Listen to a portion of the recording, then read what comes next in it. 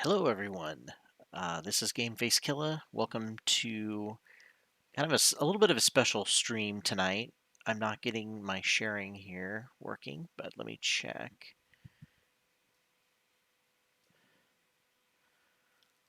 I will. Oh, I think I'm not, since I'm not on a stream tonight, I'm kind of soloing it tonight just to kind of show a couple of things in terms of the multiplayer aspects of Elden Ring.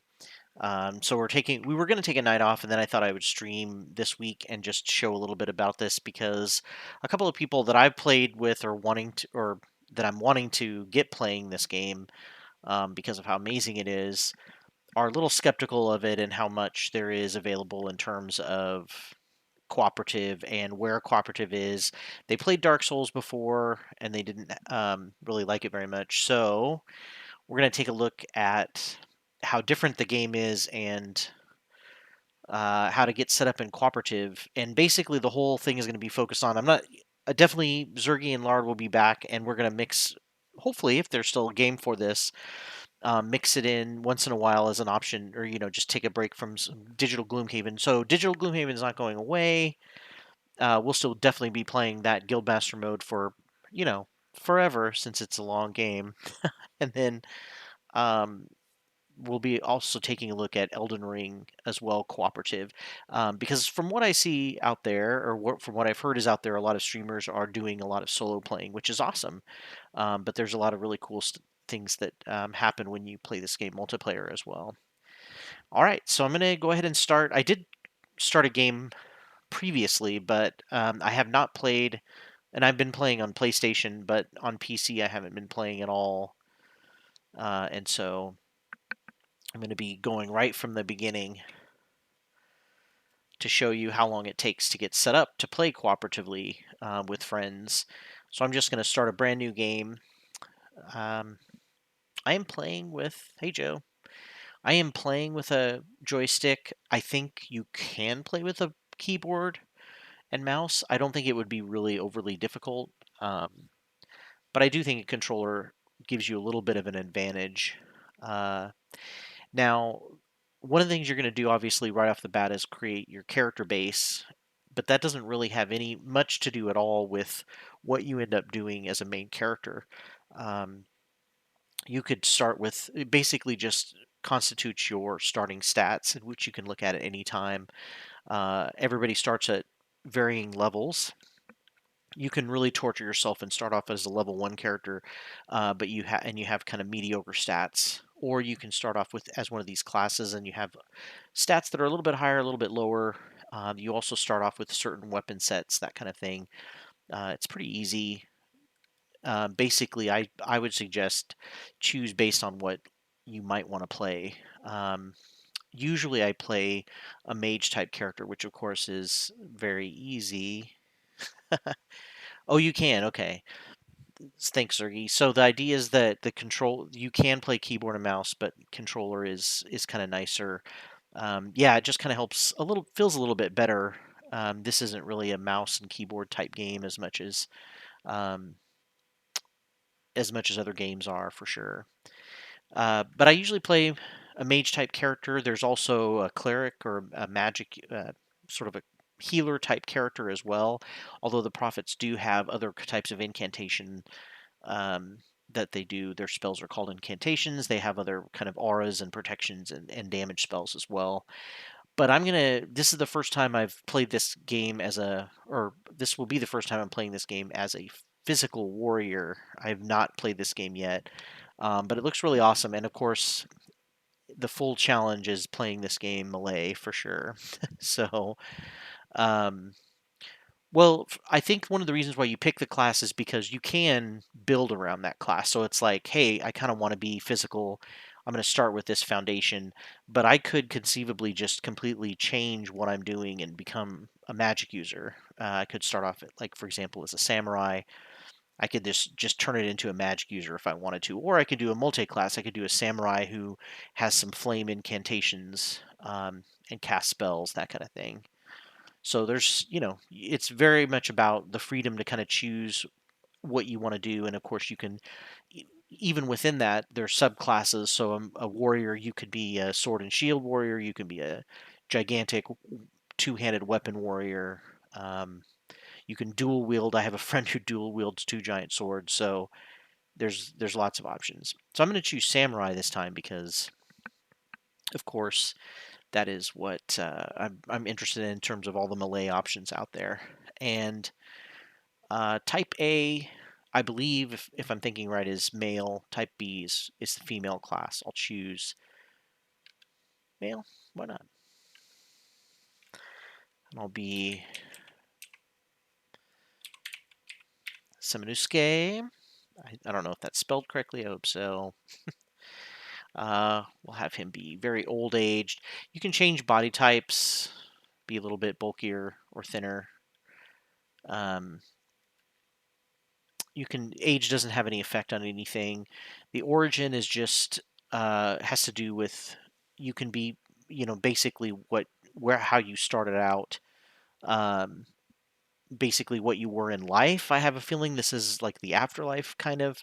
Not to spoil anything because there's not much you can figure out very far into the game anyway. But the idea is that it's usually I just pick it to match the class that I picked. You don't have to though. You can pick a different background if you'd like. And then you're going to pick one keepsake. This is one item that you'll get that's varying depending on how you're starting out.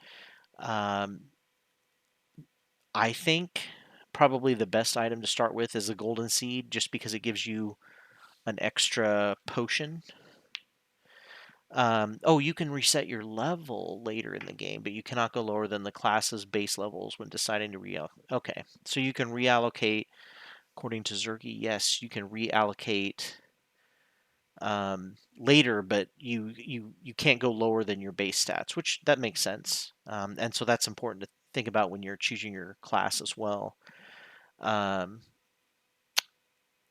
Joe, you can use pretty much any type of weapon. However, you have to be warned that once you start leveling in a certain area, like let's say you want to be a strength build, there are going to be weapons that won't be available to you unless you get your strength high enough level to get those weapons. So there'll be certain weapons that are geared more toward dexterity, more toward strength, more toward arcane or endurance. And so depending on what your stat is, um, it may not be high enough to be able to use that weapon effectively.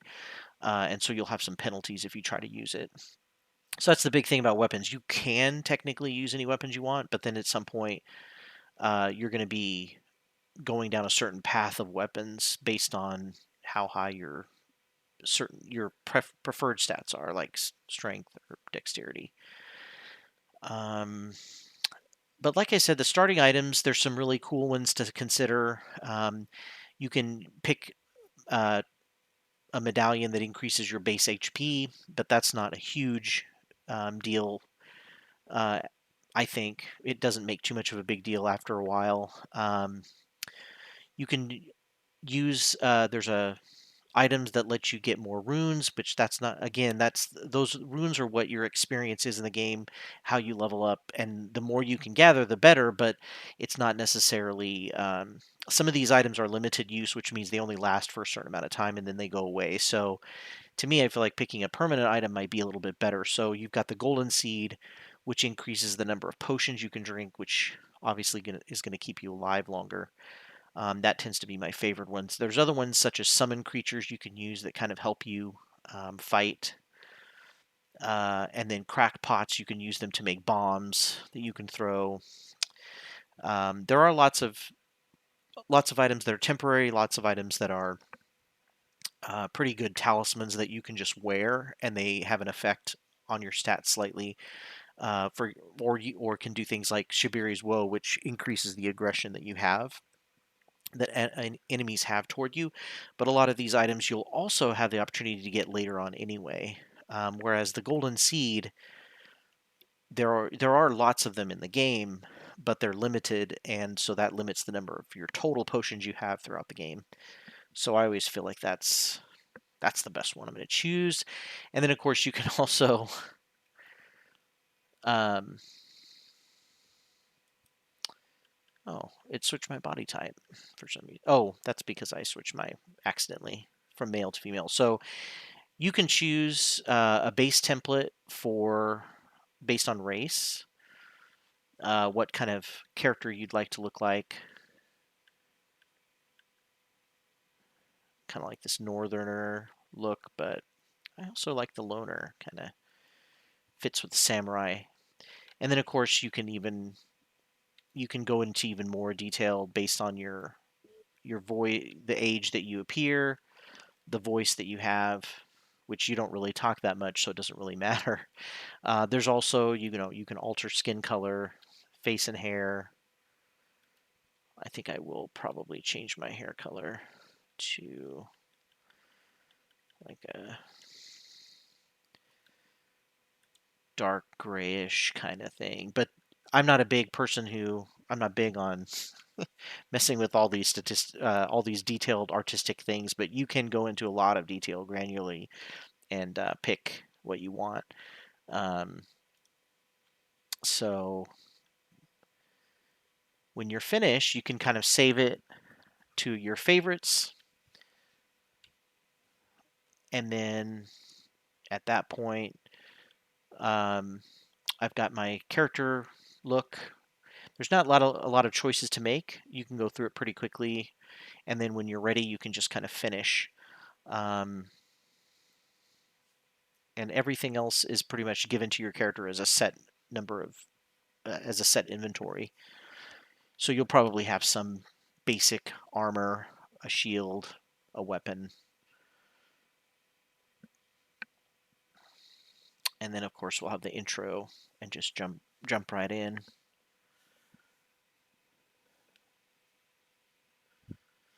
That is interesting that there's a respec option later in the game. That's kind of cool.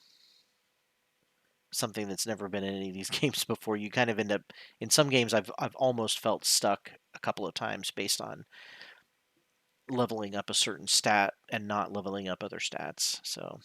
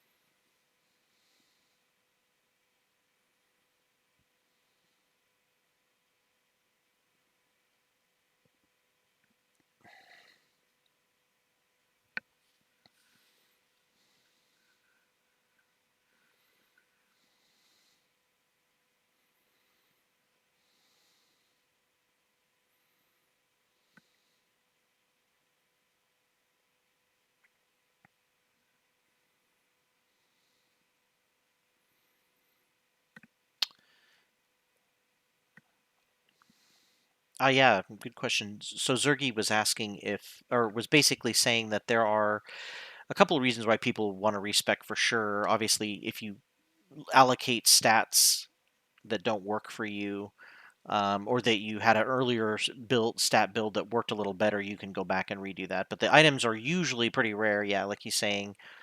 Um, And so there'll be probably you'll limited number of times you can do that. Or yeah, or if you're trying to work toward a certain weapon that you really, really want to use. And then Joe asked, you kind of, yeah. I feel like there's so many weapons in this game that no one is really, uh, no one has really found one that's just like amazing, like a killer weapon that beats everything. And it's a lot more, you get to choose whatever weapon you think looks cool, and you can make it work in a lot of different ways. There's lots of things you can do to make a weapon work.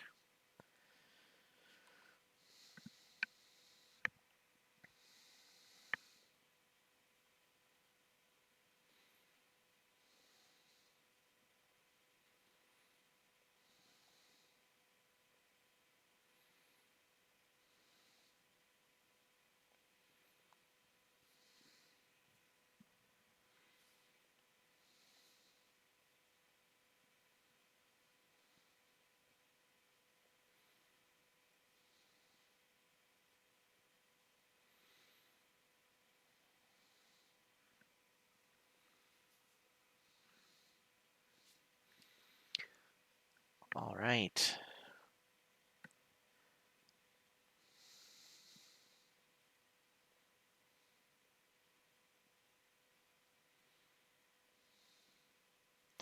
Yeah, there's so many things in this game uh, that allow you to customize the experience that it really doesn't. You, you can kind of make things work, even if they may not be the most powerful. Or um, you can find things that are really powerful, and you could go for those too if you want. You can, but it'll still be challenging in a lot of different ways. Like even playing a magic user, even though it's considered to be pretty easy to beat a lot of things in this game, it's still very challenging in different ways. Okay, so I just picked up the Tarnished Wizened Finger. Uh, and obviously, you can go to your inventory anytime. If you ever want to know what it is that you just picked up, because there'll be a lot of that at the beginning of the game. It sounds really interesting, but what does that do? There's all kinds of you can go in and check it. You do end up getting a Memory of Grace, which is lets you basically if you get stuck somewhere, you can lose all your runes that you have, which is your XP, and you'll go to the last site of grace. I would recommend not doing that. I don't hardly ever use these at all in the game because you can just literally go to the map and warp. Once you get the map, you can just warp back to a site of grace without losing your runes, because losing your runes is bad. Now, the Wizened Finger that I just got allows me to write messages to other worlds. So, as you can see when you first jump into the game, there are these messages that people put all over, and you can. Some of them are good and helpful, and some of them are jokes and stupid. But they're kind of interesting. So, the Wizened Finger that you get just at the beginning there lets you write your own messages if you want to. Some people are really into that and dig that a lot. They like helping out other people. I'm not huge on that. I've never written a message in my life. I usually don't read messages unless I'm worried that there's a trap or I'm going to get stuck. Um, and likewise, you can also touch these bloodstains everywhere to see red phantoms of people and how they died. I don't really use those a lot either. So I'm just kind of wandering around looking around this first area. There's not really much here. For some reason, I have a bow in one of my hands and a sword in the other, which I don't really need. So I switch. You can switch your left hand weapon from a shield to a secondary weapon like a bow, but I just use a sword and shield. Oh, can't. Oh, nope, this door's blocked. Okay, so there's nowhere to go but drop off this ledge, I don't think. Oh, go down the stairs, not drop off the ledge. Now, usually with a Souls game, you're going to get into something that you don't want to at first, which is a terrible battle where you have no hope. So you just kind of get past it. Bloodstains are weird. Yeah, and as you can see, there's white phantoms that'll pass by you too. Those are the echoes of people playing their games in their worlds. It's just it has always been there, and yes, it is very weird, but it's kind of also kind of cool in a way that's like better than an MMO in the sense that I don't have to see actual players running around, just occasional phantoms once in a while. So one of the things you'll see as kind of a warning sign automatically is that you'll see these yellow gates, yellow misted gates. That usually means there's a boss coming. And once you pass through that mist, that lets you know you're about to get into a boss fight. Um, but as you can see here, something bad is going to happen. The boss is going to drop in. And you'll notice the boss usually has a health point bar at the bottom. You can target them.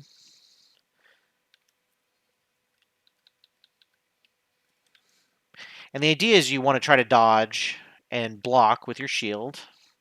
Dodging, you can roll. But again, I mean, that first fight is just impossible. So I'm sure there's somebody on YouTube or something that's beaten it without even thinking. But you just don't have the hit points. You just you'll get killed in a couple hits, and that's kind of what's supposed to happen.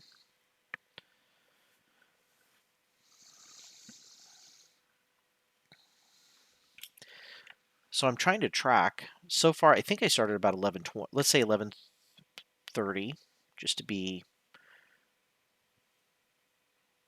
a little underestimated.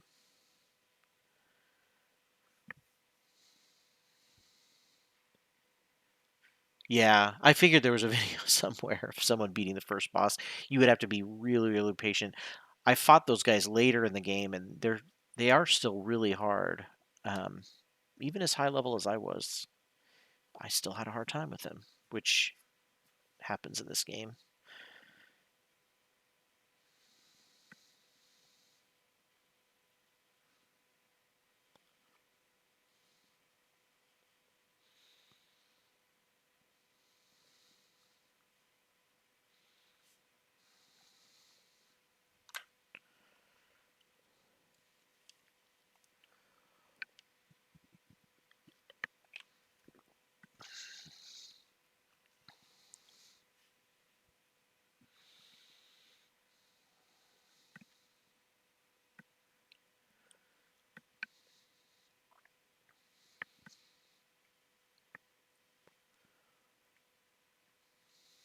All right.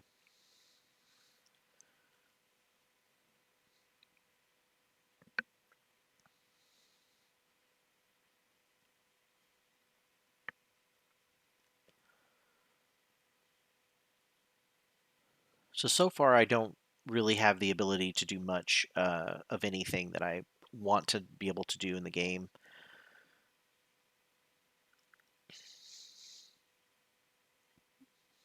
For example, I can't do multiplayer right off the bat, but that's something that doesn't take too long. Okay, so I received my flask of Crimson Tears. This is your health potion, and you will be using it to heal hit points. You also have a flask of Cerulean Tears that is your blue potion, and that will regenerate any magic power, or basically your ability to cast magic, which you'll have even if you're a complete warrior. You might have some kind of FP activity or source that you can use that's helpful. So you have both potions to start off with, and you can at any time you can hit the up on the little plus pad or D pad to kind of see what potion you have activated. If you hit down on the D-pad, it'll switch back and forth from your blue potion to your red potion. I keep it on red just um, because I think I will need to keep my health up. And then the left and right D-pad let you switch your left and right weapons. So it's pretty simple. And then you can talk to people. This ghost tells me I should take a plunge and learn the arts of remembrance and the arts of war, which I'm okay doing that. I just want to check this tree. Okay. These trees are good. You want to check them out anytime you see them in the world. But there's nothing there. Okay, so he wants me to drop down here and remember things, so I'm going to drop down here. This is basically the tutorial stage. It's optional. You could just rush up to the door, but this is going to be where you learn how to use everything. And a lot of times the company themselves, I think, make some of these messages. to help you out. I don't know if there's anything completely useful, but right now, okay, so Sites of Grace. As you approach these, you'll always want to activate them. They're save points, basically, and they also will allow you to replenish your HP, FP, and refill your potions. The only downside is that it will reset most monsters that are in the air, basically everywhere in the world. And so I've activated it. So there's two different things you can do. The first thing I did was click on it, and that just activates it. So now it's available for me to come back to if I die, and I can even find it on the map, which I don't have access to yet.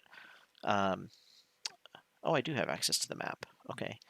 So you can see here, this is the grace I just activated, their little golden circles, and you can go back to them at any time. You can find that once you find more of them, you can warp to them automatically, which is nice. I love being able to warp to places right away. Usually the Souls games don't let you do it right away. And there's a joke already with the butthole. You can move your camera around with the right joystick, which is really nice, but once you get a hold of enemies, you definitely want to target them by just clicking the the right target button. And then at that point, you'll move around them in a circular motion, which is nice, and you can attack them or roll behind them. And then, of course, your sword, your weapon, if you have a weapon in your right hand, the top button does a short attack, and the lower shoulder button does a heavy attack. And you just have to figure out when's the best time to use one, because the heavy attack is slower, so you could possibly get hit before they do. Okay, gave me another tutorial. Okay, so this is a guarding tutorial. Wants me to guard against this guy. You just hold your shield up.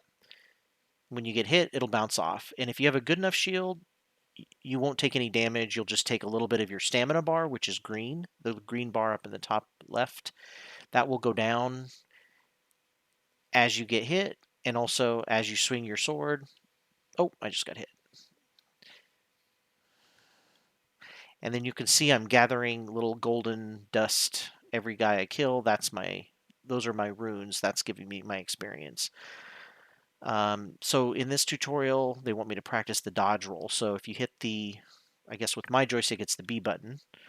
You'll roll around, and you can actually use that to dodge attacks if you time it correctly. Obviously, you can dodge out of the way, but you can even dodge left or right and also stay out of the way of getting hit. Let's see if I can do it. My problem is I keep dodging backwards. Here we go. Okay, so you can dodge left or right, back or forward. Now the nice thing about the dodge button is if you just don't push forward or backward or left or right on your joystick and you hit the button, you'll just do a little leap back, which is great if you're trying to dodge out of a giant swing without rolling. Usually it's better to roll, but it uses a lot of stamina if you just do the, jump back a space. Oh, I definitely don't want that guy to keep hitting me. So materials can be picked up from the world, and then you can use them to craft eventually once you find a crafting kit.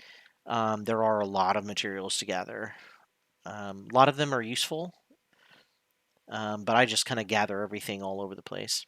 Whoa. Archers in this game are very good. They will hit you and kill you in no time, so you want to not stay in their line of sight. So one of the things that you can do is I can switch from sword and shield to dual-handed. I just have to remember how to do it. I've got to hold down on the top button. Yeah. Okay.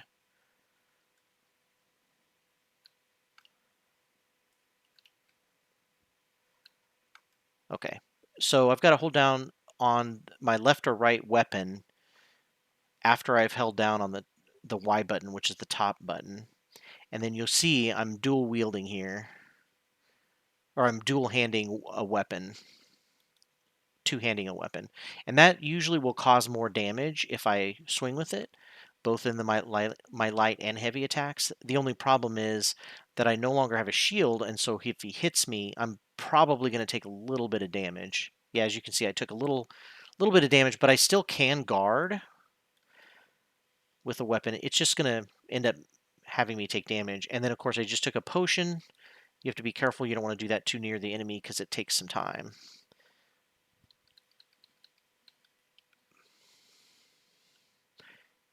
So I think what it's teaching me here is that if I hit right after I block his hit, I should knock him out of his shield stance. Let's see. I've got to swing my sword right after I block a hit from him.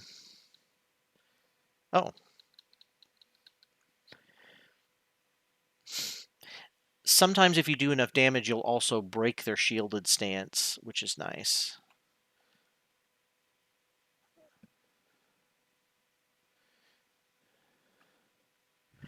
Block a hit and then a heavy swing. Yeah, I've been trying to practice that. That takes a little bit. Weapon abilities use the blue bar as well? Okay. Yeah, okay, so it won't need to be refilled a lot. So Joe, yes, there are shields that get better and better at blocking physical attacks. So you, instead of taking even with heavy enemies, now so there's certain bosses that you'll still take damage even if you're blocking with the shield the whole time, but you can negate a lot of damage. My shield, like as you can see, is not great. So for some guys, these little guys, see, I took just a sliver of hit point damage and a lot of stamina damage.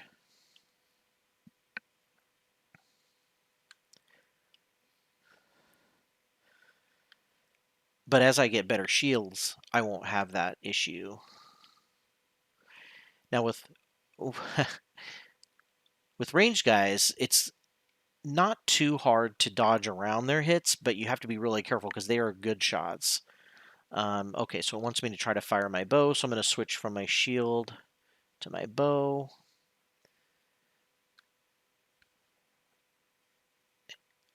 Oh, I've got my fire arrows on.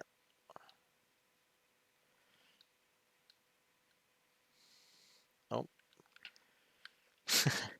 I didn't quite get all of his health down with my bow, but you do have the option of starting a fight at range. So, for example, I could switch to my bow, aim, start a fight with it, and then have him run down here instead of me having to run to him. But of course, my bow did a lot of damage there.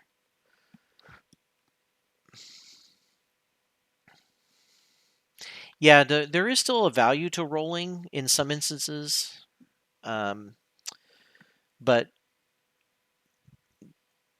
if you're, yeah, especially because if your stamina is completely consumed, you're going to have a hard time dodge rolling and blocking. Your blocks are going to get automatically knocked off, and you'll take a big hit.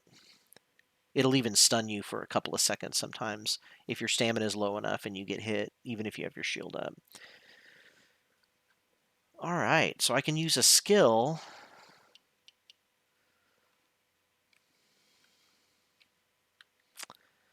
And if you miss anything in a tutorial, you can actually go to your inventory and they remind you about the button weapon or the button.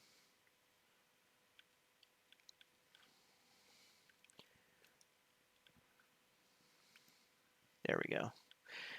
You can, so the skill that I just looked at said that I have to use the left trigger to use it. Okay.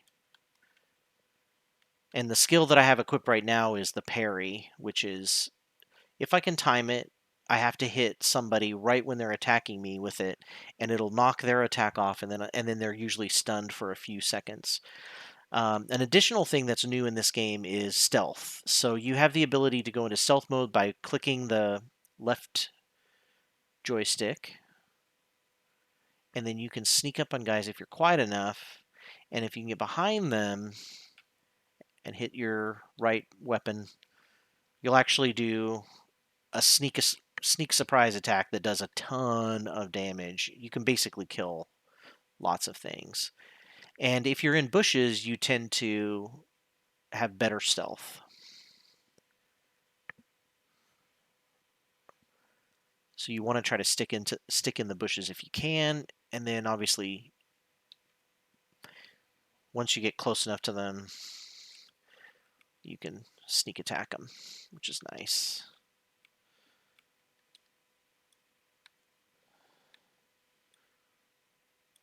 Oh, okay. I was like, where am I going? Okay. Stance breaking. Okay, so this is our... Okay, so charge attack or while jumping, jump attack. Okay. This is one that I have a hard time doing. So jumping, you do with your bottom button, but if you jump and attack, you can actually do a charge attack. So oh, but see, notice that makes a big booming sound, and then it puts him on his knees for a little bit. And then I can run him through and do a ton more damage as a secondary hit, which is pretty nice. So my favorite use of that is the jump attack, jump and heavy attack. You can also do it just by doing the heavy attack if you charge at them by running. So if I was running, I could end that with this thrust at the very end of it with the samurai sword, and it'll do a ton of damage and even sometimes knock them to their knees. Then I can follow up with another hit. These statues are another place where you can be respawned if you die. And as you can see, here's the yellow mist, which means I'm going to have a boss fight. So here's the boss I'm fighting, Soldier of Godric. Okay, I'm going to try to do my jump attack here.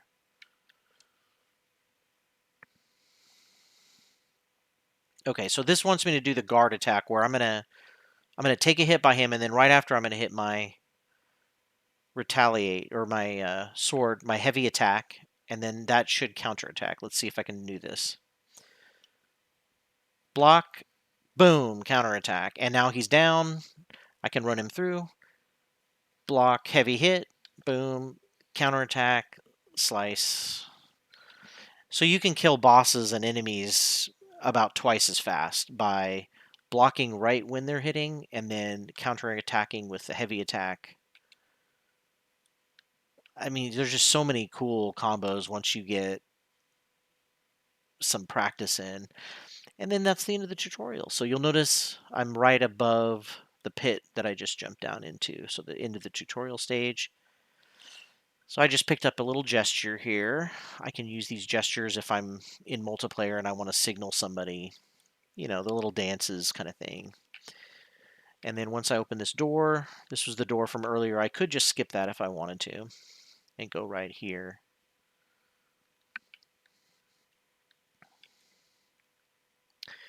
And then here's a new site of grace. So just click it to activate it, and I've got a new save point now. Here is, you'll see these every once in a while. You'll see a mist that you can't walk through, and there'll be a little imp statue right beside it. These are, I guess they're called key dungeons, and you have to have a stone sword key for them. If you don't have one, you'll have to come back later, but it's okay. This is actually these are areas where you can either find treasures or sometimes extra boss fights. And they are one of the areas, I believe they're one of the areas where you can do multiplayer and have them help you. You can also do any of this on your own, of course, but that's once you open those keys, you should be able to go in and get multiplayer help with those stages that are in there. They're kind of smaller dungeons that you can run, but I'll have to come back later because I don't think I have a key. And then, of course, anything that's glowing like this, you'll get an item. Now look at this, Cooperative Multiplayer. Use the tarnished furled finger to write a gold summon sign. Cooperative Multiplayer will begin once you have been summoned by a player from another world. You will take the role of ally, furled finger, and your objective is to defeat the area boss. Okay. So the finger severer is if you bring someone into your world, you can use the finger severer to leave their world, or if you're the host and pulling other people into your game, you can cut them out and make them go back to their own worlds. The furled finger is what you're going to use mostly for cooperative gaming, which is basically when you use it, you go to your inventory. Maybe I can't create it in here. It's not letting me use it. But what I'm going to do is I'm going to put it on one of my hotkeys over here, my pouch.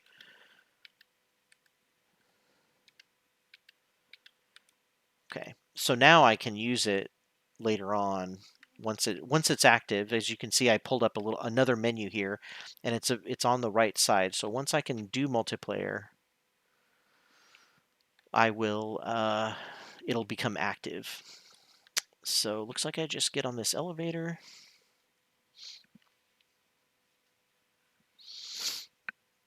So the furled finger, the item that I have in my inventory that I just got, not the sever, but the actual finger, is what I will use to put a sign down.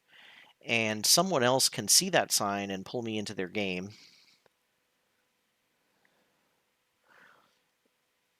Bum, bum, bum. And this is the start of the world of the now.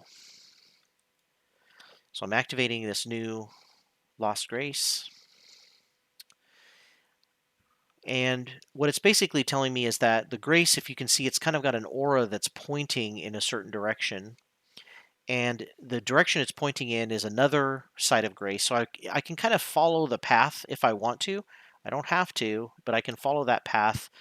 And it'll eventually lead me to the bosses, the big bosses that are the story bosses. I don't necessarily want to do that, though.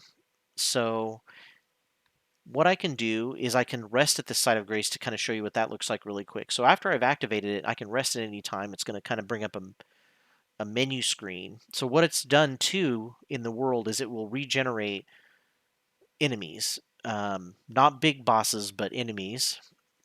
And so I have to be careful when I do rest. It also rejuvenated all of my flasks. And if you remember at the very beginning of the game, I got a golden seed. So here's what I'm going to use it right now.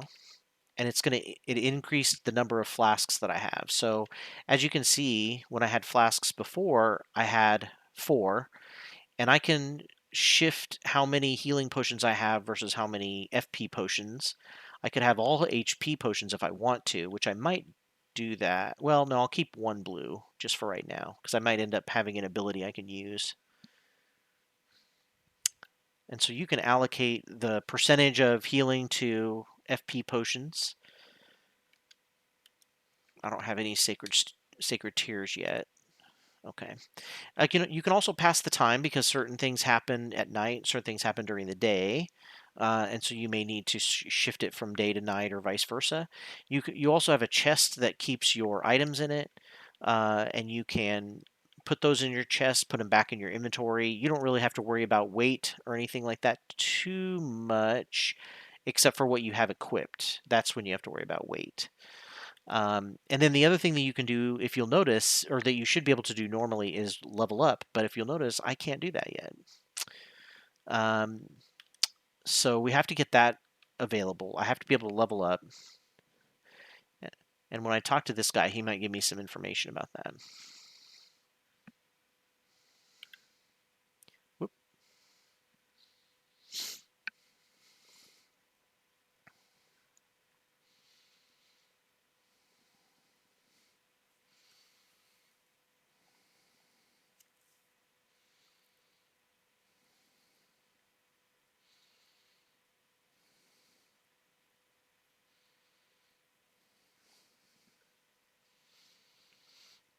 All right, so I need to get a maiden, otherwise I have no chance in this world. Is basically what he's saying.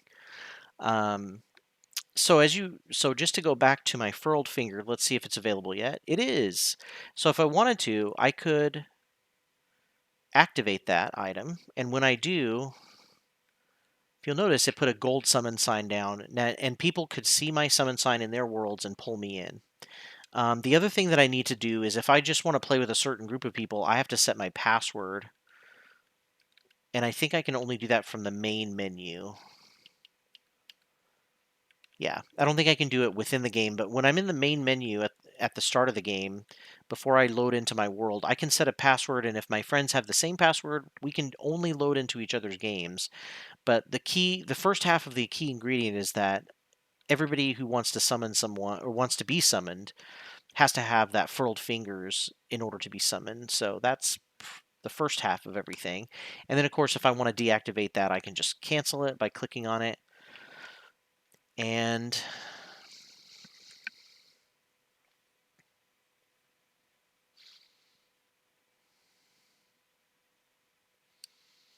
I also got a golden effigy, which is an item that helps make co-op signs to summoning pools. So I think how those work is if you want to get pulled into a lot of other people's worlds, you'll basically just get the first available.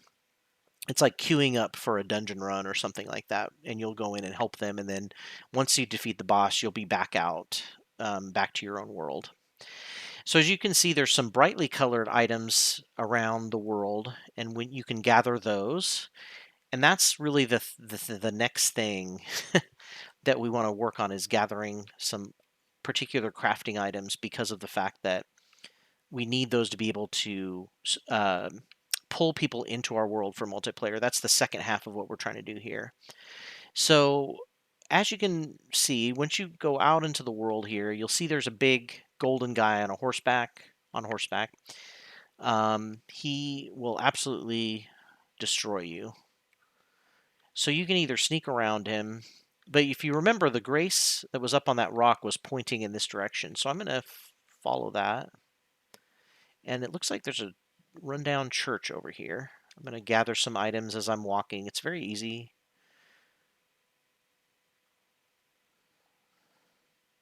Not everything will be gatherable, but you get to the point after a while where you know what's the stuff to gather and what's not. Okay, so I got past the horse guy. Once you get to the church, you're okay. You don't have to worry about the horse guy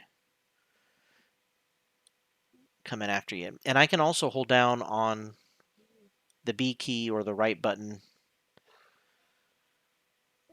in order to run if I need to. So here's a new site of grace. I'm going to activate that. I'm going to show you the map really quickly.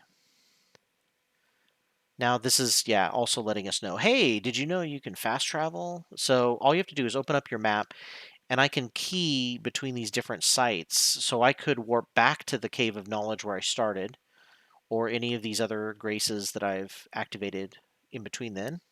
But I'm now at the Church of Ella, and I can come back here anytime. I'm going to be coming back here a lot because this guy has a lot of stuff that I can buy. And it makes sense because he's Santa Claus.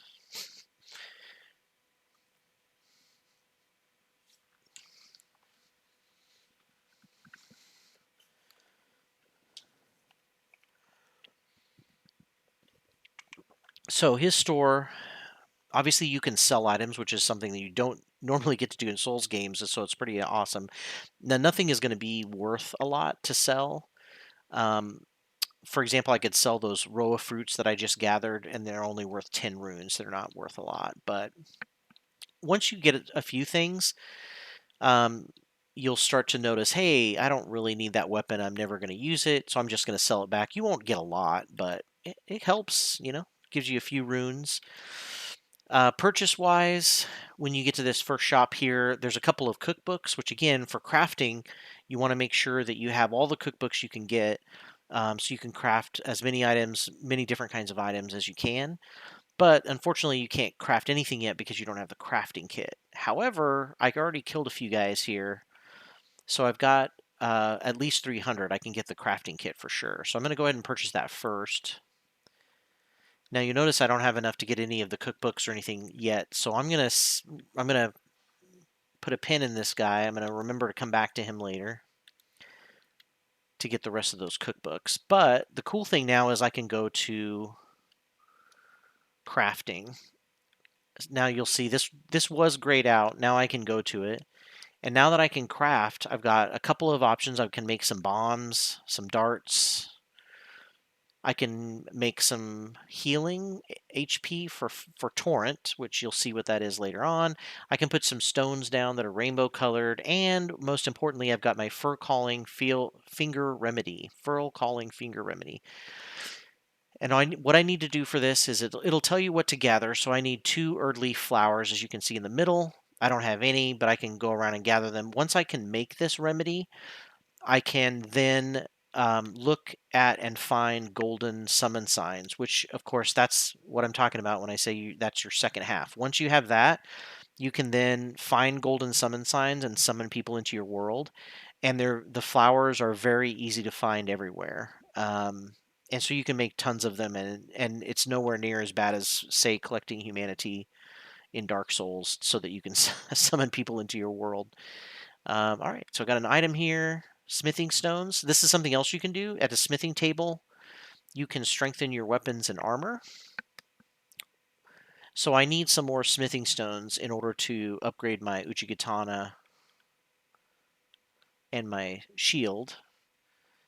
I also need more runes. I don't have enough runes either. So I need more smithing stones. I'll find those by exploring around the world.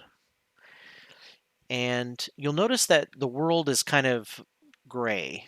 Not much of a map here. But if you can see here, there's a little monolith here. And I can even put a little pin in it, and it'll put a beacon on it. And what that tells me is that is where I can get a map for the area. So if I turn my compass around, I can see that my beacon is over this direction. And you can see my line of grace is kind of going in that direction too. So either way, and as you start walking, I can't see my beacon yet, but I can see that there's some guys with torches.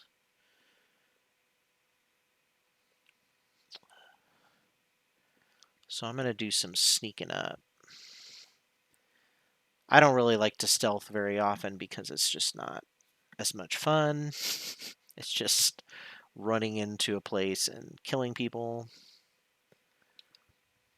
Whoops. And I didn't even use the right. I'm supposed to use my heavy attack and use my light attack, but they're pretty easy to finish off if you get a jump on them. Okay, so I'm collecting some more items. I have not seen any of the items I need to make my fur calling yet. So just to look at where I'm at on the map, you can see I'm kind of making my way here toward this monolith, because that's going to give me my map, and things will be a lot easier to kind of see and make out where to go. So I'm going to hit my big heavy attack again. Well, that didn't surprise him too much, but I just, you can basically swing your sword as much as you have stamina, and then you have to kind of let it rebuild back up. So these guys are easy enough to kill in just a couple of hits. Now you'll notice every once in a while you'll find some caves, and you might want to go explore them. Feel free, but I will tell you that most of the caves are dungeons, like this Grove Side Cave. I'm going to come in and click this Site of Grace. Yay! And the reason why I'm going to do that is because it's going to put a pin on my map with the cave, and I can always come back to this later if I decide I don't want to do it, but it at least put a pin in my map so that I remember to come back and do it at some point. Oh, we got a... Oh, it's a boar, I think. I can kill animals. They also have items that I can use to craft. I can craft darts and arrows, and things with bones.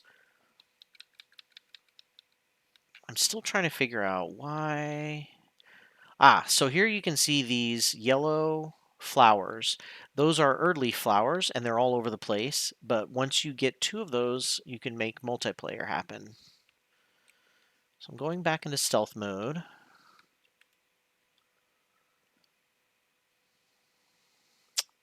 I'm kind of circling around. What I would recommend is, before going to this, this is going to be a middle of a village full of soldiers.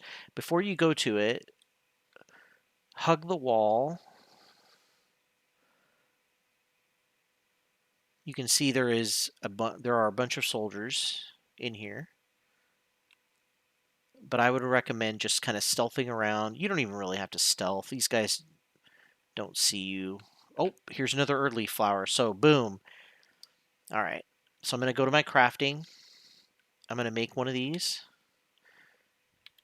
Pretty easy. Now, when I activate those, I can now see golden signs, and I can summon someone into my game.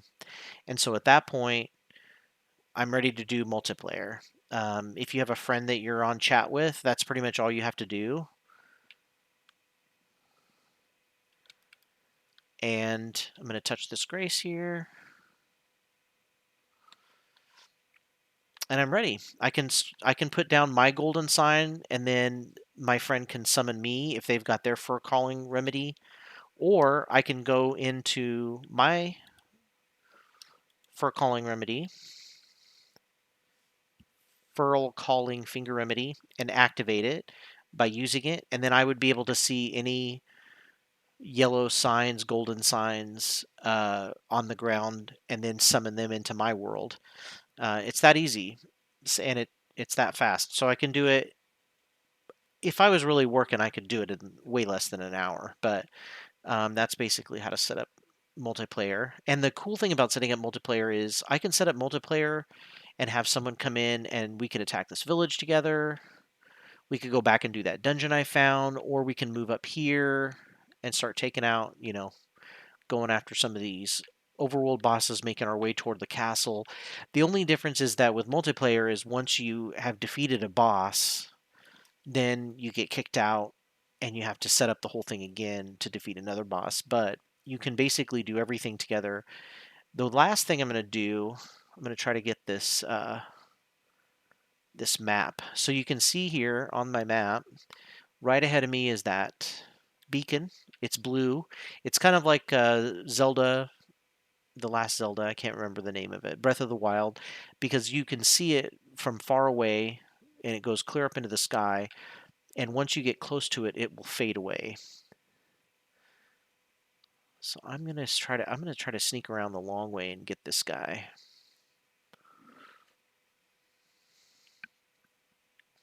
Make my way toward that map. Man. Oh, I got hit. Okay. So I'm targeting him. So I'm gonna let him hit. And then I did an attack right after. So I swiped his ass. Okay. And there is a chest on this cart. If you see these big carts in the overworld, there's always usually an item. Lord Sworn Great Sword. I would put that on, except my samurai looks way cooler. Okay, I'll put it on. And we'll see what dual wielding looks like really quickly.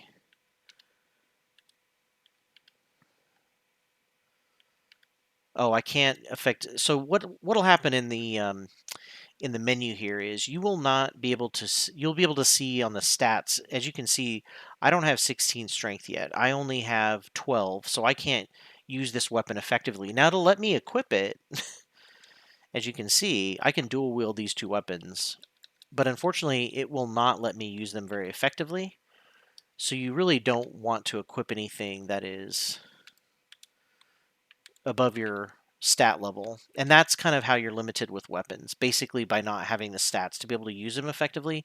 You might be able to kill lesser guys okay, but you will definitely get cleaned out by bosses. Okay, I'm up on the ruins. There's somebody kind of coming toward me, so I'm gonna... Oh, I just froze.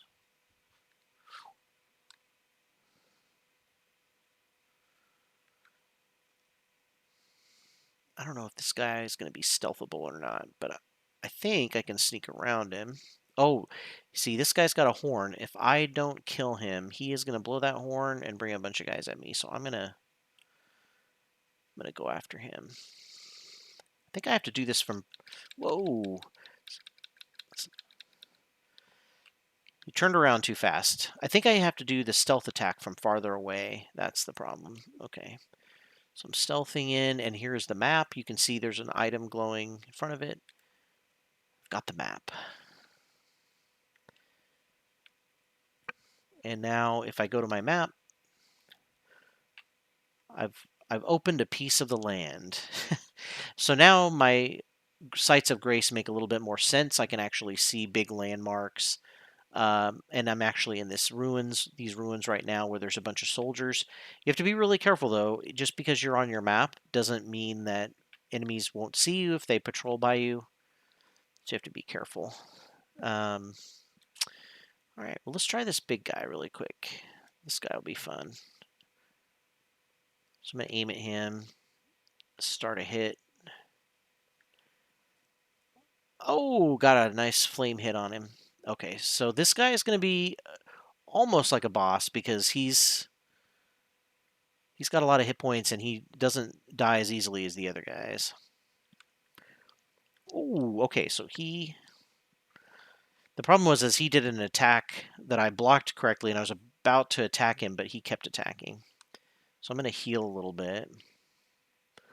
I'm going to try this again. Let's see.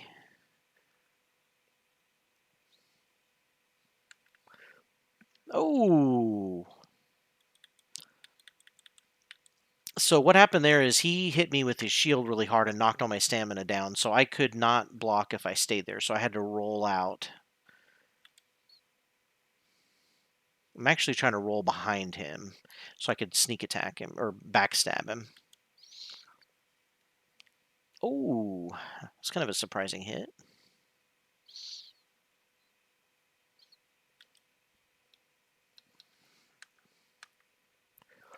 Oof, so see, the reason why I'm really sluggish and not able to do much is because my stamina bar is like all the way down. So I'm going to try, let's see. Oof, not a great attack there. As you can see, I'm terrible at melee. See, that big shield hit knocks down all but like a little sliver of my stamina. Oh, okay. Whoo, hey, Heroic. Elden Ring, yeah. I'm trying to show a little bit about how to set up multiplayer, and then I think Zergy and Lard and I might try to do some multiplayer once in a while. So sometimes when you die, you'll have the choice of going to the Stake of America or the last site of grace you visited. I'm going to go to the Stake because sometimes that'll actually put you closer to the fight to where you died. And of course, here's one of the big things about dying in Souls games, if you didn't know this already. I know I'm terrible at melee also. So the trick with dying is you want to get back to your body, because otherwise you're going to lose all those runes you got. Ooh, some more. So see, these are the early flowers. They're all over the place, and these are what you need to be able to do multiplayer. Okay, so I'm running around the edge because, as you can see, on my compass and and a little ways in front of me, you can see kind of a golden glow, and that are the runes that I dropped when I died. And if I can make it back to them, I can get them, and I won't lose them. But if I die again, I lose all those runes. So retrieved them. Whew. Okay, so that was 600 runes. Now I'm going to go back to this site of grace. And something special will happen, because I think this is the third time I've gone to rest at a site of grace. I know, I got him. Thankfully, it wasn't in the middle of the town. That would have been a lot harder. It's very nerve-wracking to make it back to your runes if there's a bunch of enemies in your way.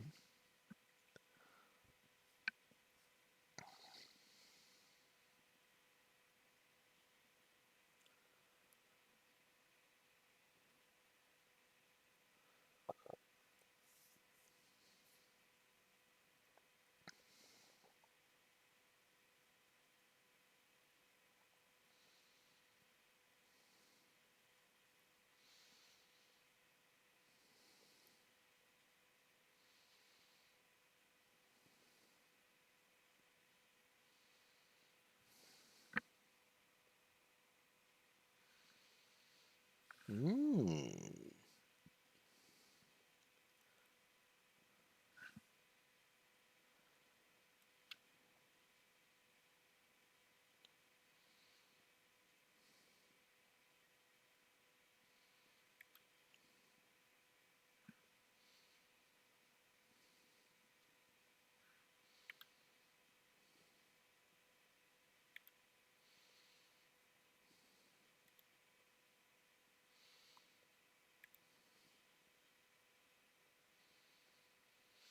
So obviously you probably want to accept.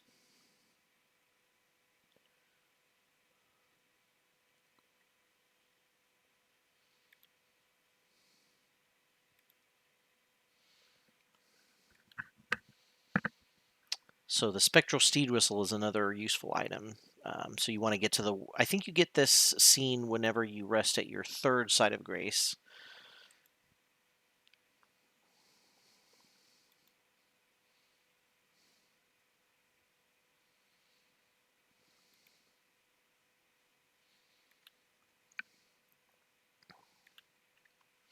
All right, so now I can go to the level up screen.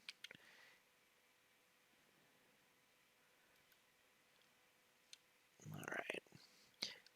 So this is where you can basically decide, with these base stats, how do I want to go? A couple of things I think about is obviously with the samurai, for example, I have a really high dexterity skill, which makes me think maybe his weapons, I want to focus on dexterity weapons instead of strength weapons, but I could level up strength. You'll notice that I do need more runes. I'm not going to actually be able to level up till I have 811 runes. I've only got 612. So I'm going to need to level up some more, or I'm going to need to get some more runes by fighting guys or that kind of thing. Then I can come back and level up. And another thing to consider when you're leveling up is if you look at your weapons, that can be a good indication as well. So, for example, my Uchi Katana, you can see that I look at a couple of different things. One, I look at the attributes required, which is in the middle screen here. Uh, if I look at that, it's here in this middle part of the screen. If I look at the attributes required, this is like the minimum to make sure that the weapon is working effectively. So you can see that dexterity is actually a higher requirement than strength, which means this is a little bit more, and I think samurai swords are a little bit more dexterity based by a little bit, but strength is still important. So I'm probably going to want to do a little bit of dex, a little bit of strength, maybe a little bit more dex than strength. And then the other thing I look at is the attribute scaling. So what this basically means is it's sort of like a grade card. So the weapon gets a grade card based on how good it is with that attribute. So for example, if it has a D, that's okay. It's not great. For a starting weapon, it's okay. But you'll notice that intelligence, arcane, and faith have nothing. So it doesn't matter what my points are in those skills. It won't help my weapon do more damage. But dexterity at least helps at a D level, which is better than nothing. So strength and dexterity are at D, but that's not too bad. It's better than nothing. And so I look at those stats kind of in combination to figure out, okay, well, what is my build? Yeah, that's true. The other thing that to look at is definitely what does it do in terms of bleed. So as you can see, a passive effect here causes blood loss buildup. It's so you can make enemies with a good bleed weapon. You can definitely make them lose hit points pretty quickly, even quicker than just straight damage cutting with your blade. And so bleed is a great effect that lots of players look for in weapons as well. So these passive effects can be really important too.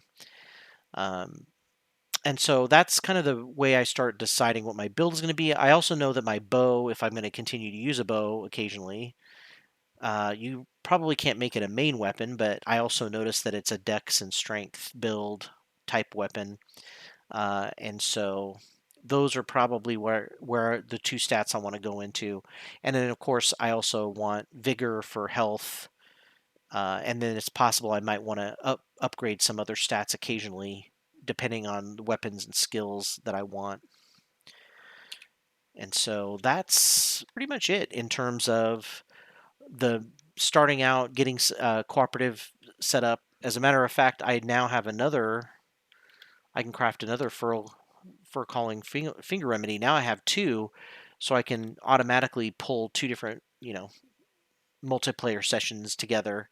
And then, of course, the nice thing about so you do have to craft these every time you want to pull someone in, but the finger itself, where you're getting pulled into someone else's world, is permanent, so you don't have to do anything special once you have it.